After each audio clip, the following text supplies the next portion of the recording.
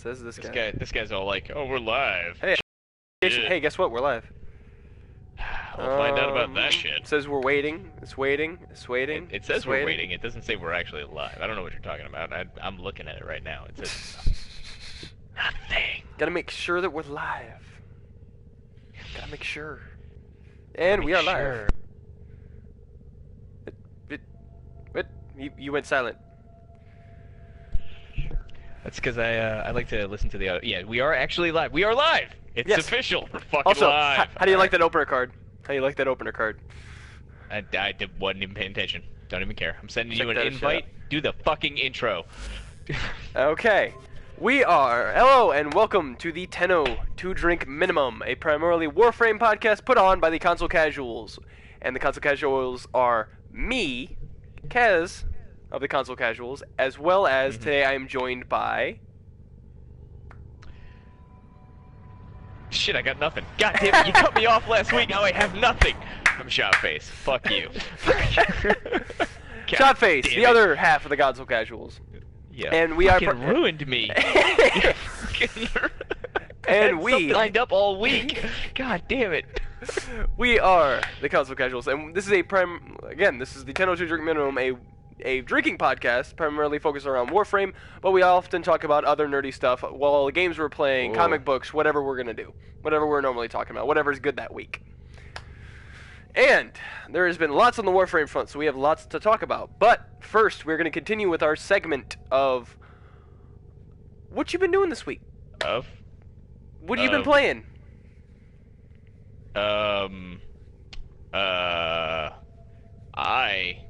I have been playing the Warframes. Yes, you have. You've been playing a lot of Warframe. So, that's what I've been doing. Okay. Okay. Sorry, and, because do some stuff. I am out of sorts this week because I am sadly sick, so I pardon my voice. My voice probably sounds like shit. I'm actually on a different mic this week. That's why the audio is going to sound different. So I'm not completely coughing into the mic all the time. But that's going to be my excuse for forgetting the actual first topic of what are we drinking tonight?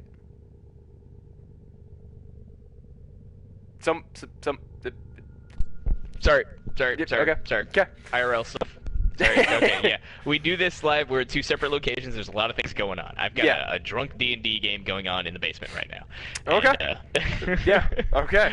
And speaking of which, we are playing tomorrow night, so you need to be here because I know Ross has something planned, and if Ross isn't doing it, I have a decent day at work. I will be doing my Ravenloft though, so be ready for that. Yep, Either or, just be in the chat. We'll update it tomorrow morning. Anyway, what the fuck were you saying? Because I got sidetracked. What are we drinking tonight? Okay, you go first. Okay, so I, this week, picked up my bottle of Tito's handmade. You can literally see it on the screen. Tito's handmade vodka. You can see the frost on it because I've had it in the freezer pretty much all day. Jesus, Tito's handmade vodka. You're a fucking tool. Fuck you, it tastes good and it's smooth. Whatever. By the way, your Tito's bottle that you left here at the bar is empty and gone now. Oh, did they drink it? Oh, okay, that's fine. No, there was like a sip left in it. We were like, oh, fuck it, make it go away. Because Ross and Emily brought back they brought back a bunch of booze from Key West. Their trip to Key West, and yeah, we have like a $150 bottle of bourbon downstairs. Nice. Yeah. But so, what are you drinking this week? I am drinking some rum from Key West that actually doesn't leave Key West. They don't export it whatsoever. What's it called? You can only get it there. I cannot remember the name of it for the life of me, but it is fucking phenomenal. And I drink Sailor Jerry all the time. Love Sailor Jerry, through and through, right? So, I've been drinking this shit straight, and it is phenomenal. It's something street rum. If anybody knows what it is, whatever. That's cool. It's just really, really good. And then they also got another bottle of Bad Bitch rum, which is pretty tasty. I know Andy is DMing right now, and she's actually drinking some Bad Bitch rum. So sounds cool. Down for that. I've been poking my head in down there, and they're having a good time. It's hilarious. Okay, cool. I just had my first shot after having a drink, so I'm good to go. I tweeted this out, but I'll say it again. This is the 2-drink minimum, and I'm a couple drinks in. Okay. To be honest. More than a couple? A few. I knew we were doing this today, and I knew I'd be farming in Warframe for the majority of the day, so I was like, fuck it. I'm gonna listen to some podcasts. I'm gonna listen to some Spotify. I'm gonna farm. I'll have a drink, you know.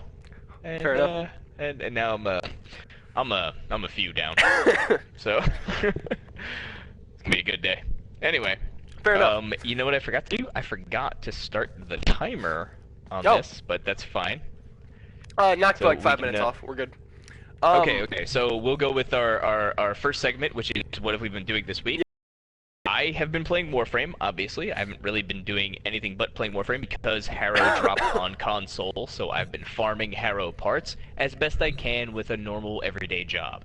As well as we're going to be farming relics here shortly because Barrow does show up tomorrow, and I have lost track of what's actually in his inventory this week, so I should be prepared for whatever he happens to bring. I also haven't picked up my... Spoilers. I haven't picked up my fidget spinner for the end of the Harrow quest. Okay. So. I just want to put this out there. It does sound like we're having a little bit of an audio issue. It could be on my end. Okay. It might be a little spotty or a little breaking up, but granted that comes with the party system we're working with, so there's not much we can do about it. Let me double check while you're doing that. Okay. But while you're telling us what you've been playing this week, I'll double check the audio. Okay, cool.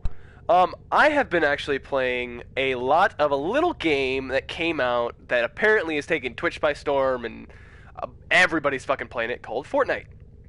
I knew this was something that ShotFace was interested in, and we have a couple other friends who sounded interested in it, so I just decided, okay, I'm going to bite the bullet, bought the $40 Founders Pack, the cheapest Founders Pack, and dove into it. And dove headfirst into it. And I've been playing a lot of that this week, and diving into all the different systems, because it's a for being an early access game, it is very in-depth with lots and lots and lots of systems piled on top of systems. Considering how long the game has been in development, it should be. Like, it deserves to be a very in-depth and involved game at this point. It's been in development for a very long time. I remember when they had announced it, and I was playing Gears of War. So... Yeah. Cliffy B was still working at Epic when they announced it. Okay. I mean, Final Fantasy 15 was still in development. It had been announced the first time. You've been waiting all week to drop that joke. Okay. But yeah, you guys have been playing it, and I knew I was gonna play it. And I know I'm gonna buy a Founders Pack, and my whole thing was I was gonna buy one of the bigger Founders Packs and give out my codes to a couple of you guys. And my idea with buying the Founders Pack was, okay, I'll buy it, and then he can give those 2 codes to 2 of our friends. One of which we're playing with tonight. So I was gonna do that, but then I went away for work, and while I was gone, all you fuckers bought the goddamn game and started playing it, and I couldn't play it, and I couldn't play it all week because of fucking work. So, and I know last week on the podcast I did say I was gonna start streaming this week, Fortnite. That was gonna be my thing. However, work has gotten in the way, and it's really fucked me for all of that stuff. So this weekend I plan on doing some extended streams for Fortnite specifically. I'm gonna be running solo for a good long while. And then I'm going to jump in with you guys probably Saturday night and Sunday and all that stuff and really get into the nitty-gritty of it. And try to see what's going on in the game. Get through the first 10 quests? Yeah, it's very much in early access, so there's a lot of growing pains that have been seen by the community. I'm going to load us up here for a relic run. Okay. Not a relic run, a Fisher, rather. Yep. We're going to do a Grineer Defense Lith Fisher. And this is also going to coincide with us trying to find some Harrow parts, because Harrow is out on console this week, but we'll get to that shortly. So, you've been playing Fortnite, and obviously you dig it.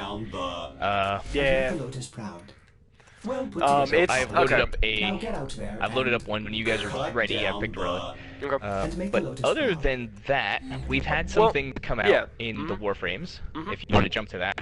I was going to say, let's talk a little bit about Fortnite. Let's give Fortnite about like 10, 20 minutes, something like that. Just something to quick start off I mean, with. and Fortnite's gonna come up in the future, but it being in early access, there's not a whole lot that we can get into that's not gonna be muddied or changed. Yeah. In the next, like couple of days, because it is True. an ever-evolving process. They've already had downtime and server maintenance and things like that twice in the last week. And granted, Since you're going to be actual launch. You're actually going to be playing it, so you'll have more to talk about it if we talk about it next week. Yeah, I don't have I have an understanding of the game, but I don't have a genuine grasp of things because I haven't experienced it firsthand.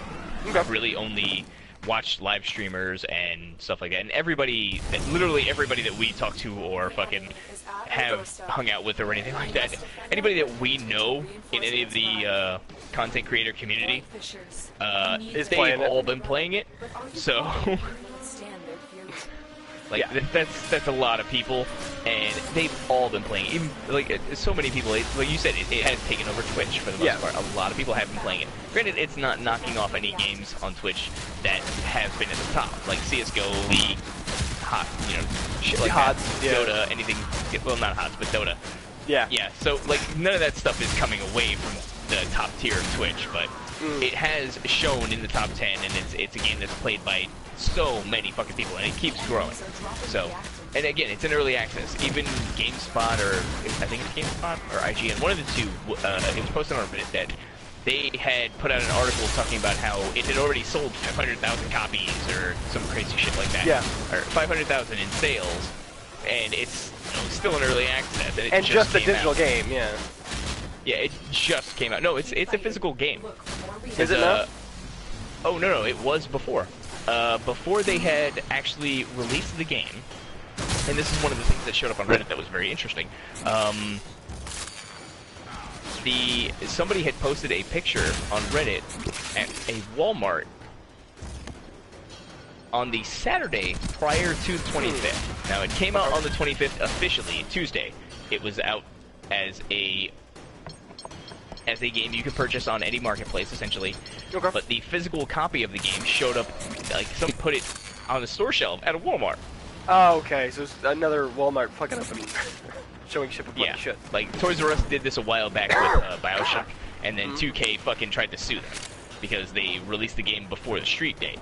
Now, I don't know what kind of legal precedents they can really take here, or what legal avenues they have available to them, because like the game's in early access, even though some of the marketing material might stipulate that it's not in early access, like it doesn't look like it is, and I know there's been some points of contention about the game being in early access, especially on the console side, because people have noted that it's not listed in the early access portions of the marketplaces for both Xbox and PlayStation,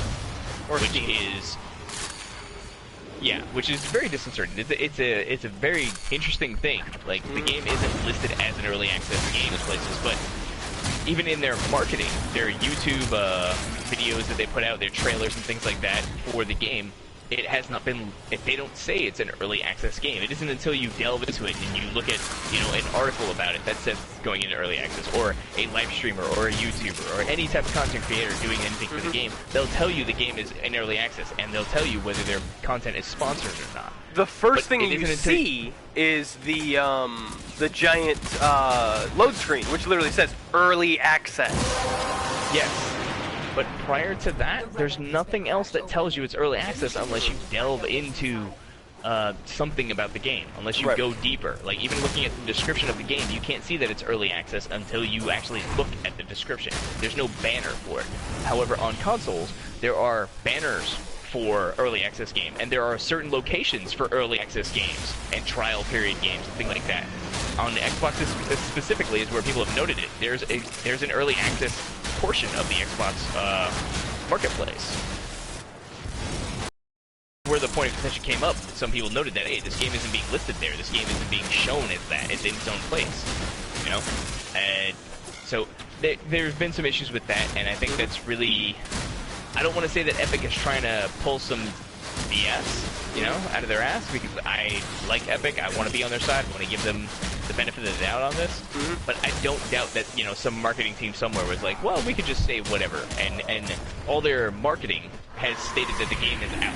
The game is released. right? It just says, oh yeah, you can play it on this. You can pre-order it and you get 4 days early, which is some shit that you hear about Call of Duty. Yeah. Oh, pre-order and you get 4 days early access to the multiplayer. I have a shirt from when I was I have a shirt in here from when I was at GameStop. Yeah, I have a shirt when I was working at GameStop for Call of Duty, not Infinite Warfare, the one before it.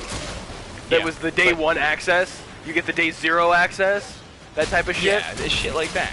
Shit like that. That's what that's kind of what it's coming off like, which is a douche move. But I'm not going to say that that's necessarily what they're aiming for, even though, yeah, marketing-wise it makes sense because you're going to make more money that way, especially since the game on retail shelves is going for $60. Now, that's a full-price game for a game that's in early access. And eventually it's going to go free to play. And eventually going to go free to play. It's not going to go free to play for at least a year. I think August was the actual time when it's going to go free to play. They didn't say August. No date has been given. It's just been said 2018. Okay. As far as I've seen, it's just said 2018. Somebody somewhere mentioned August. I don't know. I heard that somewhere. I could be totally wrong. That's just anecdotally somebody said that somewhere. So yeah. I take that with a grain of salt. Yeah. I think we've devoted enough to it. Any last thoughts? Anything you want? I'm gonna play it. I'm excited to play it because I know there's a lot of people whose opinion we trust that actually like it, even considering the state it's in. If you get to the subreddit, you see a lot of negativity about certain particular things, but you also see some positivity. Yeah, so, and all the negativity you see is about balancing and tweaking and stuff like that. Yeah, and which is, when you know a game is in early access, you know it's going to change because we're both the highest tier founders for Paragon, and we have seen that game through several iterations. One of the greatest fucking comments from Community Corner was from now, like talking about how Paragon was when it released. One of the founders was talking about this. One of the actual devs talking about how when it was released, first in early access, to now, it's like it went from being a Italian bistro to being high French cuisine. Yeah, it is a very different game, and it's considerably more refined. However, when you look at what's coming down the line for Paragon, you can see that it's going to be more refined then. So I don't doubt that Epic has a lot in store for Fortnite. Fortnite is going to change. Even the founders, who were alpha members, who were invited to the alpha in the last couple of years, they have said, it's been stated in the last 6 to 8 months, the game has changed dramatically compared to what it is right now. Like, it was something completely different 6 to 8 months ago. And now that they actually have, the closed beta, I guess, is what it's actually at, it's a completely different game. Right. As far as progression goes. So there's going to be heavy changes. They've given themselves a window of a year to really change the game. So they've got time. And the core gameplay loop is pretty phenomenal. Alright, hit triangle. So I'm excited to play it. I do want to get into it. I love the idea of it. Yeah. And it seems like a very interesting game, and we'll have more to talk about it once we both played a little bit. We'll probably do a stream or something. Yeah, maybe a next dual week stream. will probably be a bigger stream. conversation on that. Yeah. So, but to the meat and potatoes, the go ahead and do your thing. Okay. So this week, topic of the show. All right. This week specifically, in the Warframe world, in our beloved fucking Warframe, which, I have grown so accustomed to. We received, on console, we have finally received the Harrow update. Chains of Harrow. Chains of fucking Harrow is live on console, both Xbox and PS4. We received a great many things.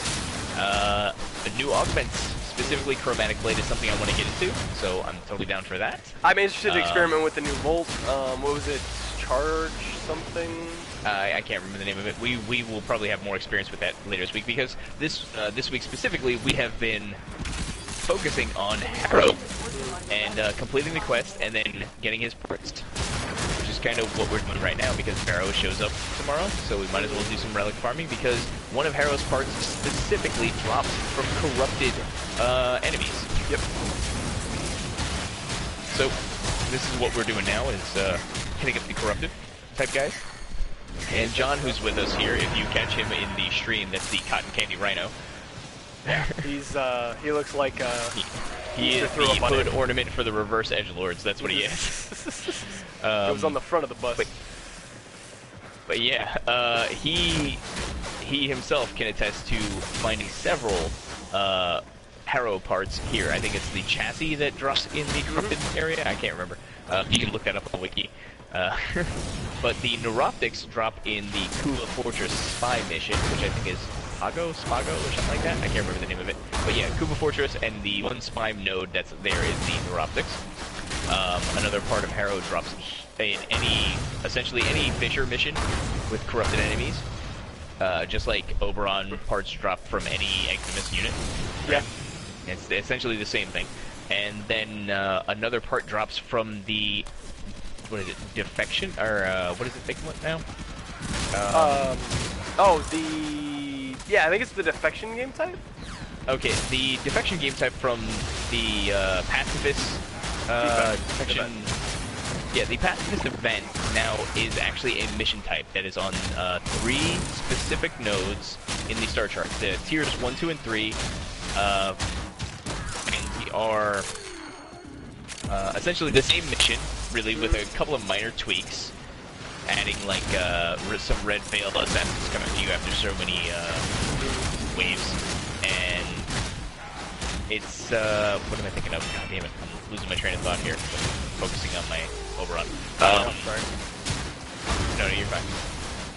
Yeah, so it's the defection mission type, where, you know, you get groups of 4 Grenadier dudes, and you try to evac them from an area.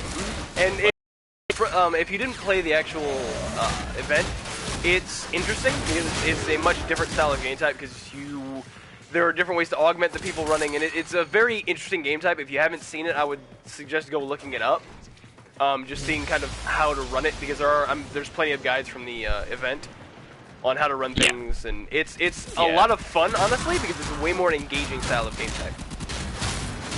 Yeah, and it requires, if you have a modicum of communication with your group and you know where and when you want to be, it can be really, really easy. There are guys who say, when the event was up, there were people who were claiming that, hey, you know, how do you stay for so long in that mission because it gets boring after a while? And that's, you know, for veterans and top tier players, guys who, you know, have builds spec'd out really, really ridiculously.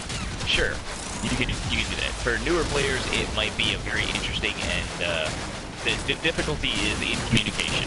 And since we played with our crew, I mean, when the event actually dropped, we were one of the few clans that got in the top 10% on PlayStation, and which gave us the Ignis Raid blueprint in our dojo. So you have to be in the top 10%. We were one of the few clans that actually did that. For your clan division. So we were ghosts, right? Which still blows my mind that a group as a ghost clan.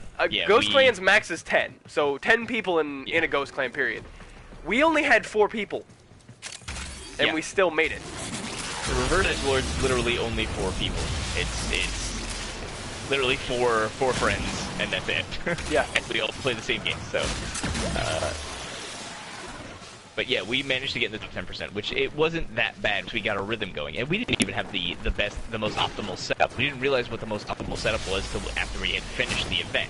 So now that it's actually a dark sector mission type that is on one of 3 nodes. It's on 3 nodes, but you can pick one of 3, and each one is of a tier of drop tables, essentially. So it's tiers 1, 2, and 3 for the levels. So yeah, you can get on the wiki and look at that for what the actual drop chances are. The best one is on Saturn, as far as I'm concerned, because the drop chances for the Harrow part actually stays the same between the tier 2 and the tier 3 difficulties. So Saturn is the tier 2, so that's the best way to stay. It's in the 20s, and it's really not that bad. Tip for that shit: slow novas, and slow novas for the win.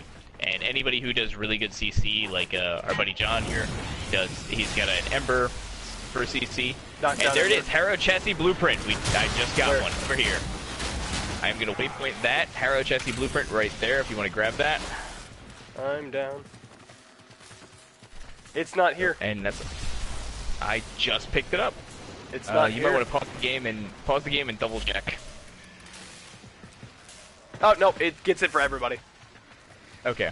It's So, one of those type of it's rewards. just a Arrow chassis blueprint, and if anybody notices the red marker waypoints for the last couple guys here in defense, that's something new. I believe we thank Pablo for that stuff, for the Yep. UI. And if you notice, with every round that we come up, when we put our next relic in, it shows us a list of everything we can get. Yep, we did get those updates too. That's actually, I love that. Go show Pablo some love. Hey, what's going on? What up? And what up from Russia? Oh yeah. Hey, yeah. The game is big in Eastern Europe. I mean, it's a great game. True that. Okay, so yeah, Harrow is out, and the parts can be obtained in certain missions, and I believe we've covered that. So, I guess we come to the quest. Now, this is going to be spoilerific. So if you haven't played the quest, go out and do that. If you haven't played the quest, go ahead and fucking go beat the goddamn quest. Yeah, go mute and it. then come back.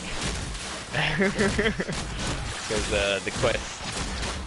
All right, I guess what is your take? Okay, so what are your opinions here? Where I are you at with the quest? I enjoyed the quest. The quest, as it was, as story-wise, was awesome. I loved the interesting kind of ways of the quest challenge stuff. It showed that there's a much thicker depth to the world and what can be done than just what we've been presented.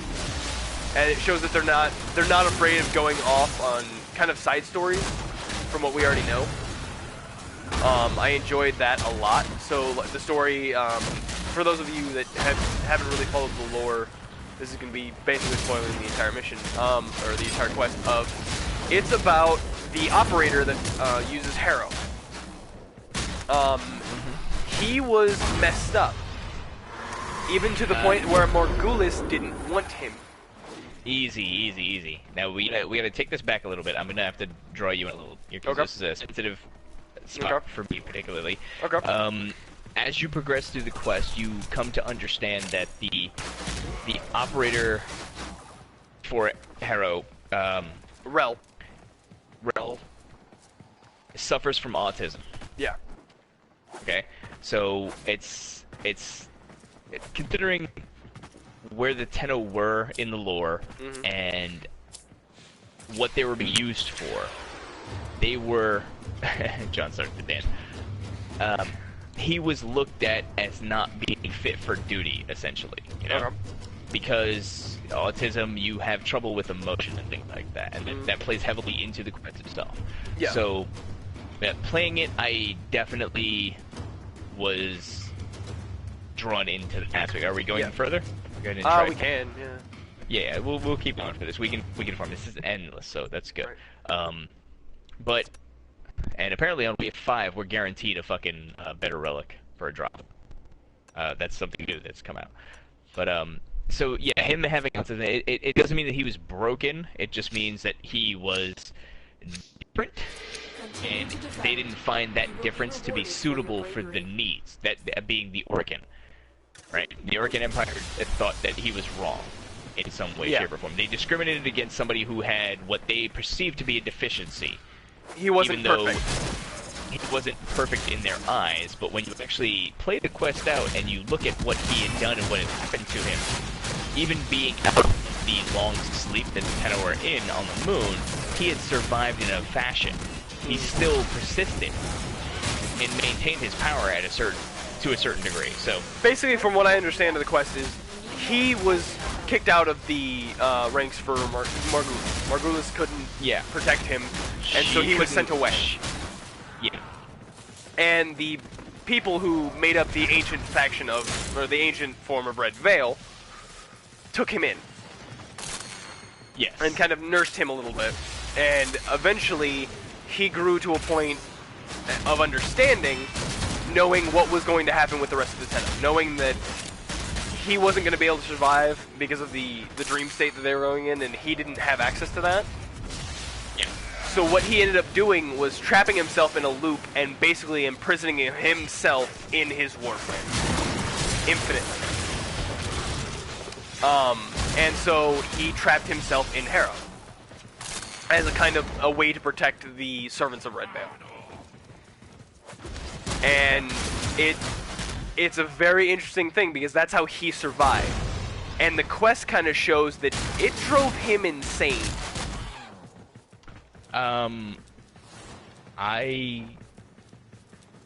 Or at least drove his... I don't 100% to me, agree with that, because autism... Okay. Because autism is... I don't know, if you've never come in contact with it... Right. Really, he wasn't insane, it's just he doesn't have the same control over his emotions. Right.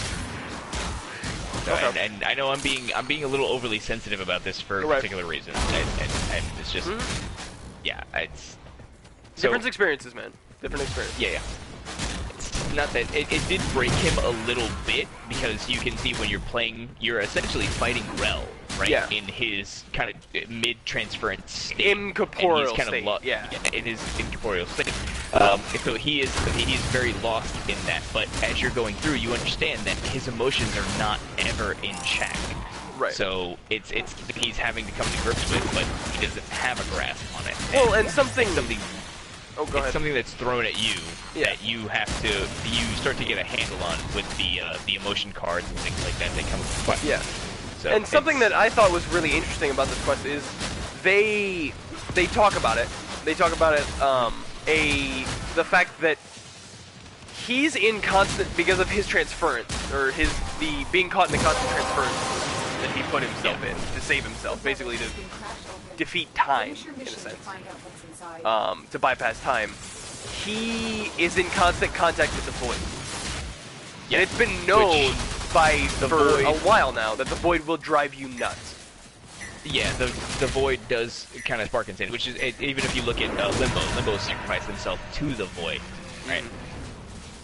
And it drives whatever operator nuts, and like that's why the Tenno inherently have something wrong with them, is the vibe I'm getting from all of these different... Okay, so the Tenno, for whatever happened to them on the ship, right, in the history of them, they had something bad happen to them on that ship, but all the adults went insane. They had to look out for themselves, and they survived. All the adults on that ship lost their shit, essentially. So that just happens. And all of the kids, if you look at all the Tenno and who they are and how they react, you'll notice there's a deficiency in a certain emotionality in them. Well, they're not very emotional kids. So they're not tied to a sense of a deeper sense of emotion. Like adults have definitely not a deeper sense of emotion, but they're more prone to letting emotions take over them because, you know, as you grow older and as you get experience in life, you grow more attached to things. You put more emotion towards things. You've had more experience and time doing that. Those kids didn't have all of that. They were at their formative ages of, you know, the preteens, and their emotions were going haywire with hormones. Well, so what I see is, from all the different stories, what I see is, it may not, like, all the adults win them, and it's because it's often a common thing that's been stated a long time with kids. Kids are pliable. Kids are malleable. Yeah, kids are. They're very. You can influence. Not necessarily. I wouldn't say influence, but you can. They're much more fluid. They can adapt better. As where when you get to adult, it's much harder to adapt to certain things. And so what I see is, I see all these adults and all these things, and this is the overall. I'm talking about overall story arc, and this tends to support. I think Chains of Harrow supports this theory. Is from the eyes of the Orokin, perfection was what they saw perfection in being an adult, being very structured. Jesus Christ, John. But these different things that I see mirrored in most of our own society. These perfect order, perfect control. And no, the Orokin were definitely something. They were definitely in the vein of kind of being that way. It definitely put out that way, because even when you look at Burning Queens and things like that, they use transference to go from body to body, so that they can continue to perpetually exist, you know, in some perfect form, right? Because they feel they've evolved and achieved that. Yeah, and I get that. What I see from the Tenno is here are these things, and from what I know is their ship that they were on was basically an experiment. They threw this ship into the void. Yeah, they threw them into the void. And the kids that were on the ship were the only ones pliable enough to survive and adapt to it. Yes. And they came out not unscathed, but they came out because of their faults, because of their flaws. The reasons they were put there and viewed as almost untouchables, or not exactly perfect, or things that could be exposed, and things that weren't exactly something that these people valued other than, okay, you're a guinea pig in this experiment, that was what caused them to survive. That's what allowed them to get through it, was their issues. You look at Rel. Rel was autistic. That was something that allowed him to get through it and to cope with it. You look at Octavia with her memory deficiencies and the difference in that allowed her to survive.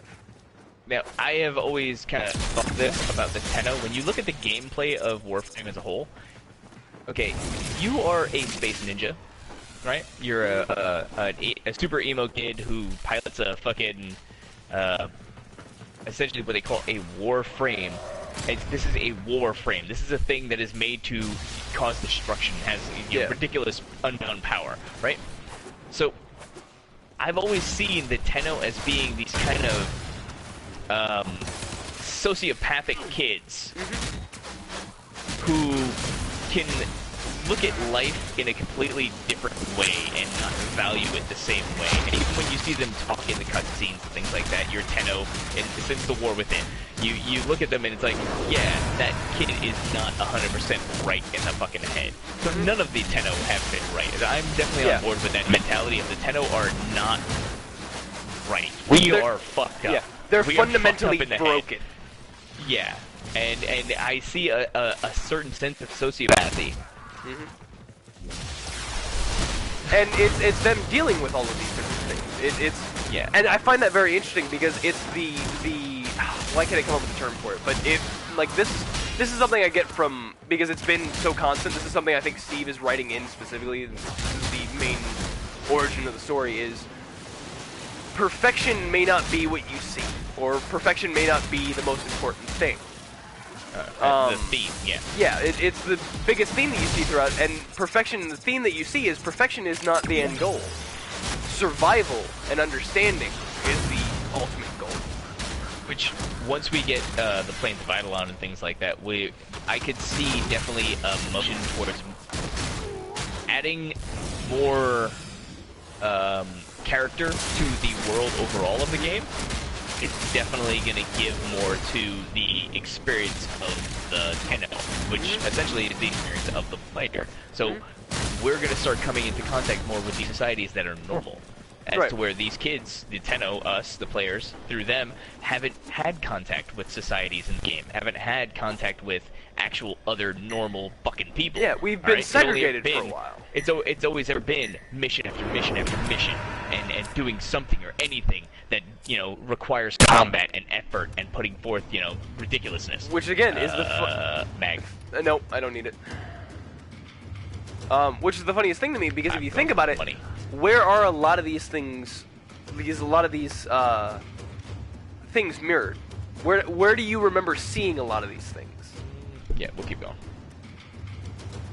Because I remember one clear place that I loved being, and I love the world of, that I remember seeing specifically these type of things of in the story, at least after reading the books and stuff.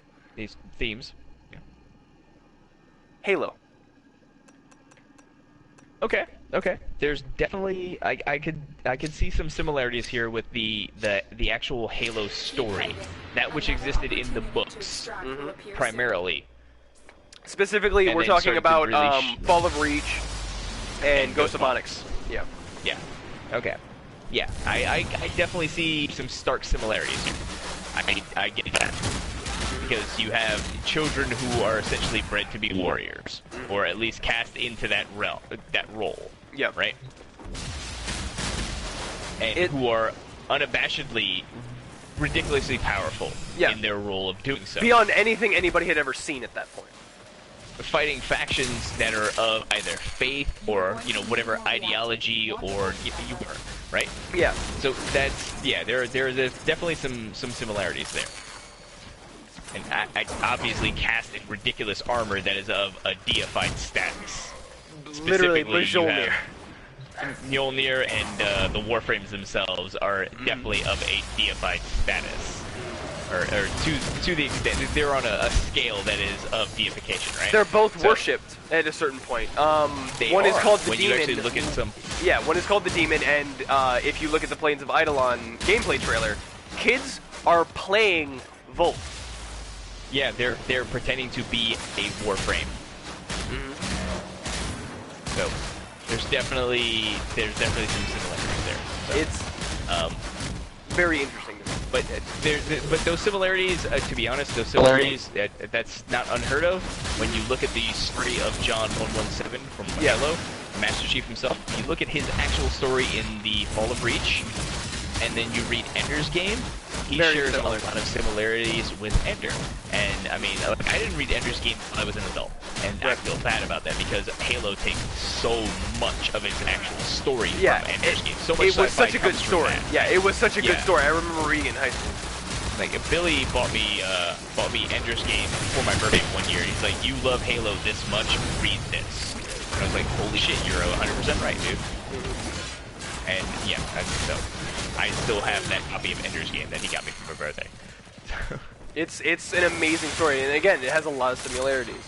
And and this story and this narrative has only now, after what, 4 years, has only now come to the surface of this game. And as things go on, the Plains of Eidolon, when it came out, the first thing I thought, and I've said this before on the podcast, is this feels like it's actually becoming a full-fledged game, not a part. Okay.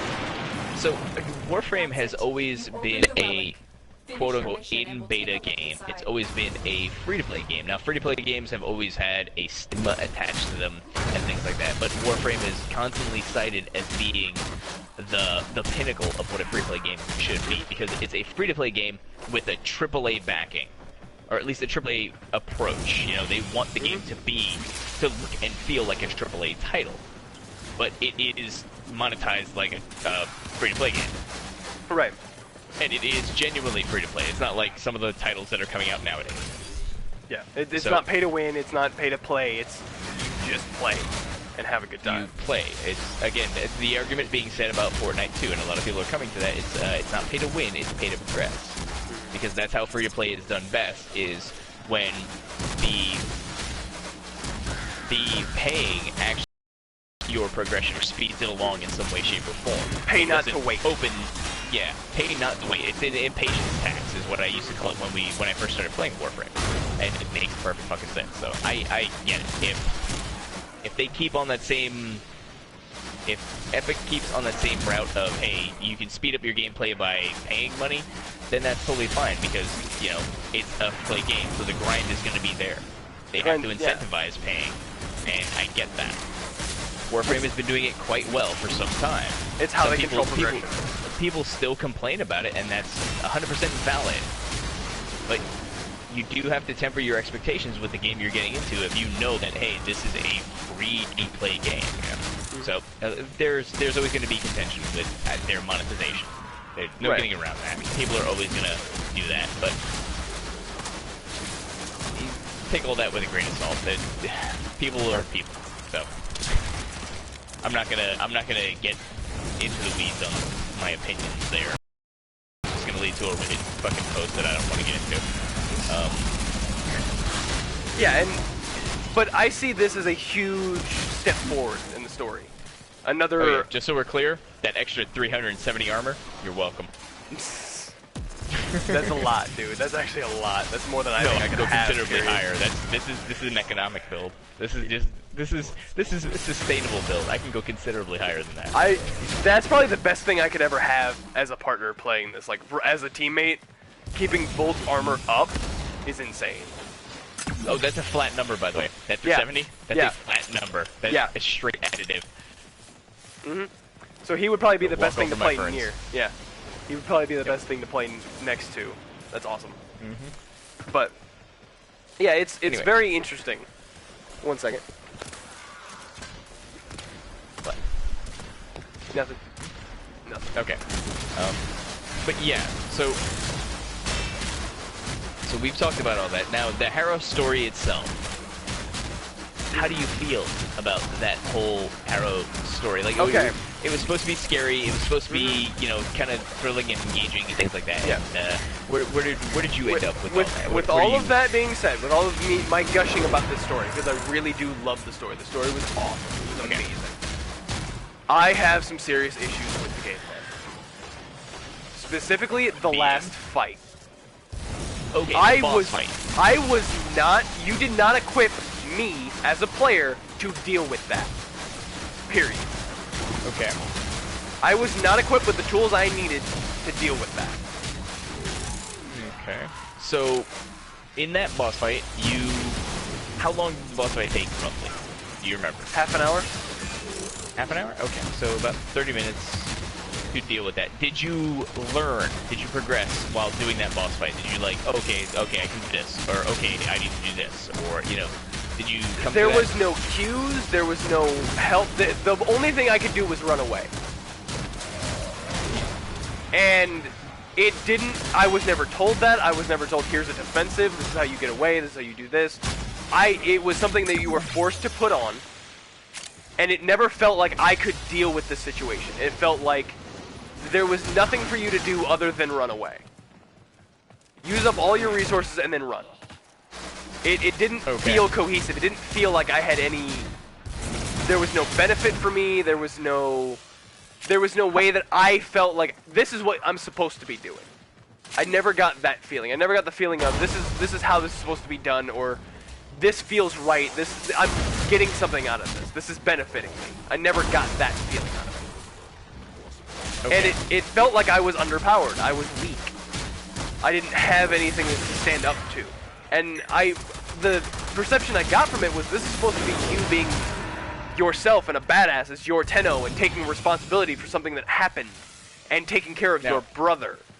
That's what I got from it, but that's not the feeling I got from the actual experience. Let's take that back. I want to play a little bit of devil's advocate here. Okay.